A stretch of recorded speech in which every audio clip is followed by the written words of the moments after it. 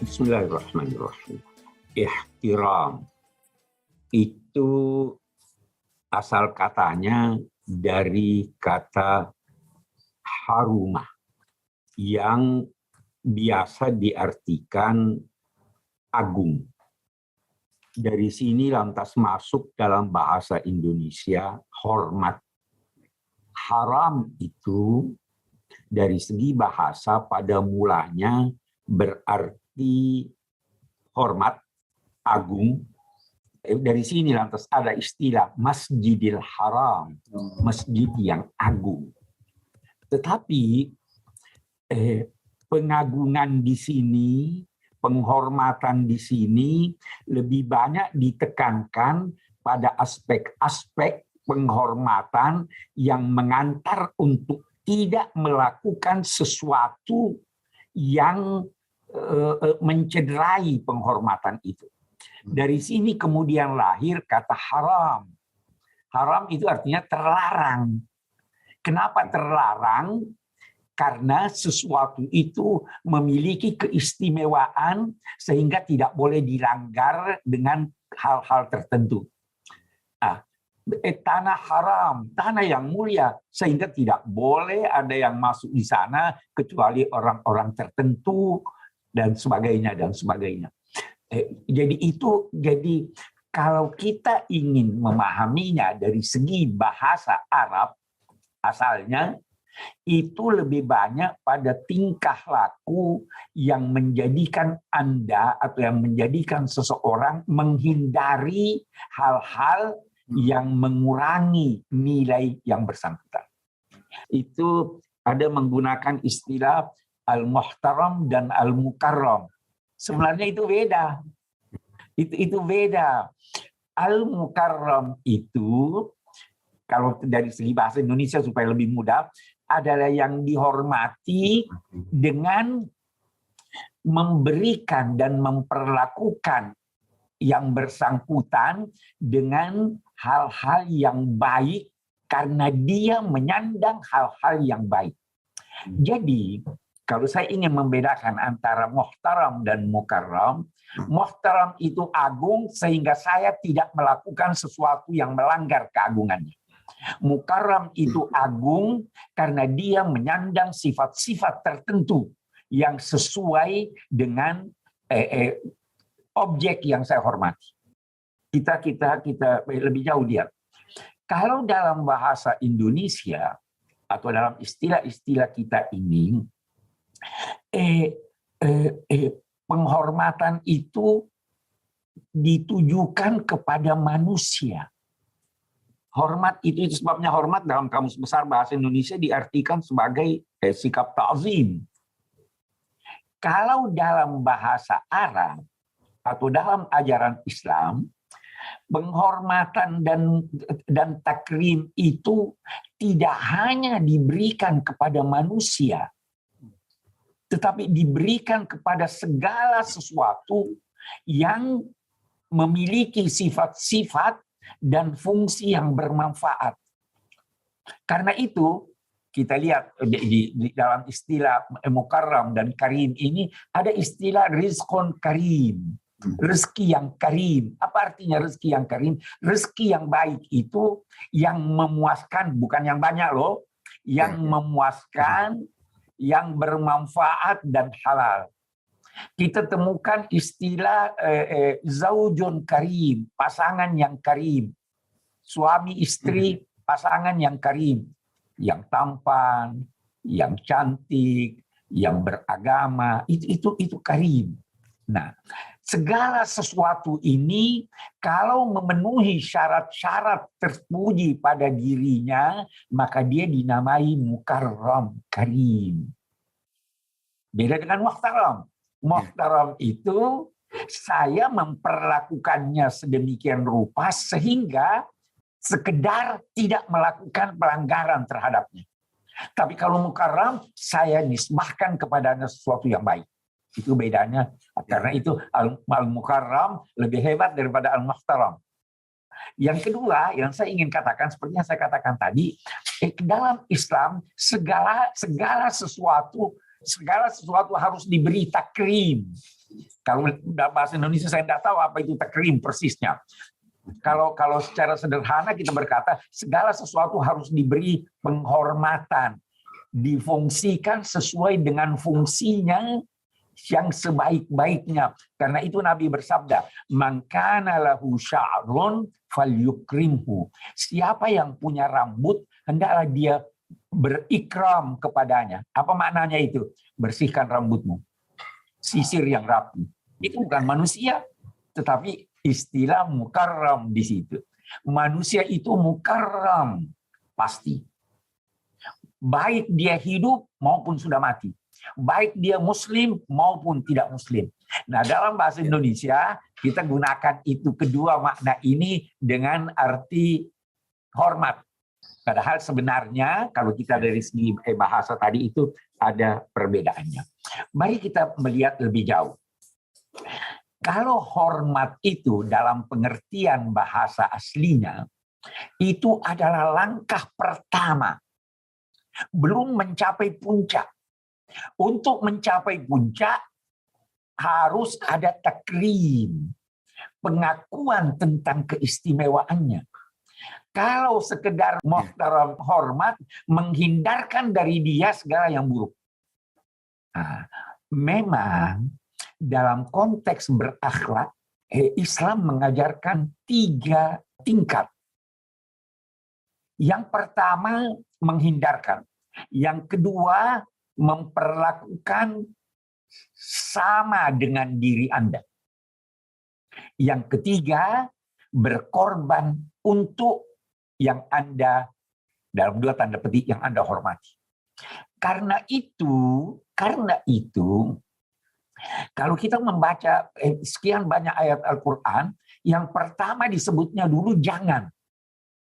La yaskhar qaumun min qaumin. Jangan satu kaum, sekelompok lelaki, sekelompok perempuan, seseorang, laki atau perempuan, menghina. Penghinaan ini terlarang. Mengejek ini terlarang. La yaktab ba'dukum ba'da. Jangan mengriba, jangan menyebut keburukan orang walaupun bukan di hadapannya. Jadi dimulai dengan jangan. Inilah hormat. Hormat itu dimulai dengan menghindarkan yang buruk terhadap orang lain. Kalau meningkat lagi, perlakukan dia sebagaimana Anda ingin diperlakukan. Kalau meningkat lagi, berkorbanlah untuk dia. Karena itu ada ungkapan, kalau Anda tidak bisa memberi, jangan ambil haknya. Kalau Anda tidak bisa memuji, jangan menghina dia. Kalau Anda tidak bisa membantu, tidak bisa menyelamatkan, jangan jerumuskan dia. Ini langkah pertama. Jadi dalam bahasa Al-Quran, hormat itu langkah pertama. Takrim itu langkah kedua. Tadhiyah itu, pengorbanan itu puncak dari segala sesuatu. Kita tidak dituntut harus berkorban. Kita tidak harus selalu memperlakukan orang seperti perlakuan yang kita harapkan untuk kita. Walaupun itu baik, tetapi yang pasti, yang harus, jangan mencederai dia. Hormati dia. Nah, ini pengertian hormat dari segi bahasa itu satu. Yang kedua yang saya ingin kemukakan di sini, kalau Anda ingin menghormati seseorang, kalau Anda ingin bertakrim kepada sesuatu, syarat pertama yang harus dimiliki adalah mengenalnya. Kalau Anda tidak kenal, Anda tidak bisa hormat. Anda salah paham. Kenapa? Karena memberi, katakan dalam bahasa Indonesia, memberi penghormatan lebih banyak dari kedudukan yang bersangkutan itu sama dengan penghinaan. Saya beri contoh. Kita sekarang ada nabi, ada ayah, ada teman, ada katakanlah anak kecil. Anda harus tahu terlebih dahulu siapa yang Anda hadapi.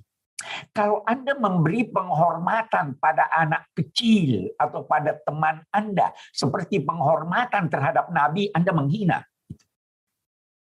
Kalau Anda memperlakukan Tuhan yang Maha Agung itu sama dengan penghormatan Anda kepada manusia, itu Anda menghina. Sebaliknya, kalau Anda memperlakukan seseorang melebihi kedudukannya, itu juga bisa menghina. Saya menghadapi asisten saya berbeda dengan saya menghadapi orang tua saya. Orang tua saya cium tangannya, saya hormati dia, saya layani dia. Tapi kalau lantas asisten saya mau cium tangannya, itu namanya menghina dia. Nah, jadi syarat pertama untuk memberikan penghormatan, memberikan takrim adalah kenali dia. Nah, pengenalan ini perlu. Bahkan untuk saling menghormati itu perlu juga diketahui diri Anda. Anda siapa? Kenalilah diri Anda. Di mana kedudukan Anda? Datang-datang ini terus mau duduk di depan, di samping pimpinan. Anda siapa? Itu tempat untuk orang-orang tertentu. Orang yang tidak mengenal dirinya, itu sebenarnya sebelum menghina orang lain, dia menghina dirinya sendiri. Itu sebabnya nanti kita baca di dalam Al-Quran, dalam konteks takrim, itu firman Allah dalam surat Al-Hujurat. Kita khalaqnakum min dzakarin wa untha wa ja'alnakum syu'uban wa qabaila lita'arafu, supaya kamu saling kenal mengenal. Apa akhirnya? Inna akramakum indallah. Melalui pengenalan ada orang yang tidak tahu diri. Yang tidak tahu diri itu menghina dirinya dan menghina orang lain. Tidak mungkin dia mempunyai ihtiram itu. Jadi itu tadi. Kita kembali. Jadi yang pertama, upayakan mengenal diri.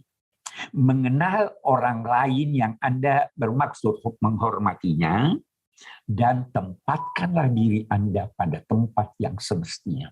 Rahimallahu imra'an arafa qadra nafsihi. Ada beda antara mengenal diri, menghargai diri dengan angkuh. Tidak, berbeda sekali itu. Orang yang angkuh itu melakukan satu kegiatan dengan sesumbar, ingin diketahui orang. Kalau orang yang mengetahui harga dirinya, dia tahu, saya di sini tempat saya harus berada di sini, tidak boleh melebihinya. Kalau mau berkurang, itu namanya tawadhu. Itu dianjurkan, asal jangan sampai ketawadhuan itu mengakibatkan penghinaan diri Anda. Orang yang tahu diri itu melakukan suatu kegiatan dan mengukur dirinya sesuai dengan yang tepat pada dirinya. Orang yang angkuh itu mengukur dirinya melebihi dirinya sehingga membandingkan dirinya dengan orang lain dan menganggap dirinya lebih hebat. Oh, itu bukan ihtiram, itu bukan takrim. Baik.